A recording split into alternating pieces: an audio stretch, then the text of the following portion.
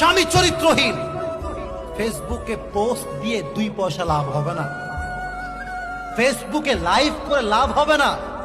স্বামী স্ত্রীর মামলা ঘরে ঘরে সমাধান করতে হবে। হ্যাঁ, আপনি বাহিরে গিয়ে বলবেন, জানেন আঙ্কেল আমার স্বামী না অনেক খারাপ, আঙ্কেল বলবে তাই চলে আসো তালাক নিয়ে নাও। আর যখন তালাক নিয়ে যাবেন ওই আঙ্কেলকে আপনি হারিকেন দিয়েও খুঁজে পাবেন না। ওই স্বামী আপনার আপন, স্বামী গালি দিক, আমি অবাক হয়ে যাই, স্বামী একটা থাপ্পড় দিতেই পারে আমাকে, পারে না? আমি একজন বউ, স্বামী আমাকে থাপ্পড় মারতেই পারে। ও বাবা, বাবা মারলে হয়ে যায় শাসন, আর স্বামী মারলে হয় নির্যাতন। এর চেয়ে তো বেঈমানি আর কিছু হতে পারে না। আমার স্বামী আমাকে মারবে, আবার আমাকে জড়ায় ধরবে।